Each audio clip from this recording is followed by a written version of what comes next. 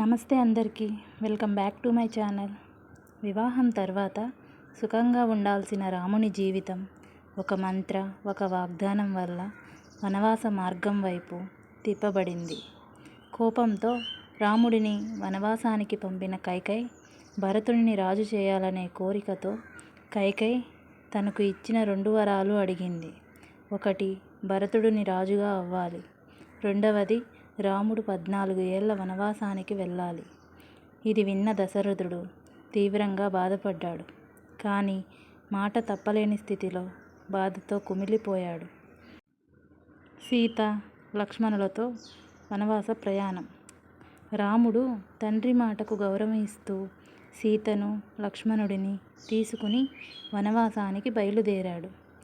అయోధ్య ప్రజలంతా బాధతో రాముడి వెనుక నడిచారు. అయితే రాముడు అంతరం చెప్పాడు. నది దాటి అడవుల్లోకి ప్రవేశించాడు.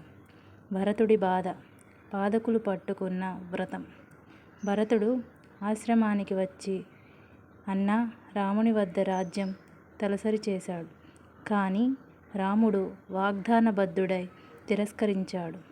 అప్పుడు భరతుడు రాముని పాదుకులను తీసుకుని అయోధ్యకు వెళ్ళి రాజసింహాసనంపై వాటిని పెట్టి అతడు తాను వనవాసం మిగిలిన రోజులన్నీ రాముడి పేరు మీద పరిపాలించనున్నాడు.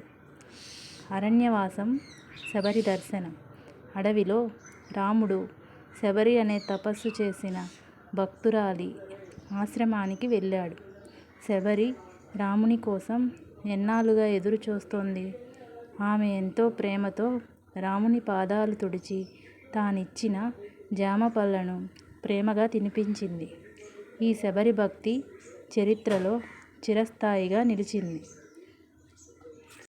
సీత హరణం. అరణ్యవాసంలో శూర్పణఖ అనే రాక్షసి రామునిపై మోహపడింది. ఆమెను లక్ష్మణుడు అపహాస్యం చేశాడు.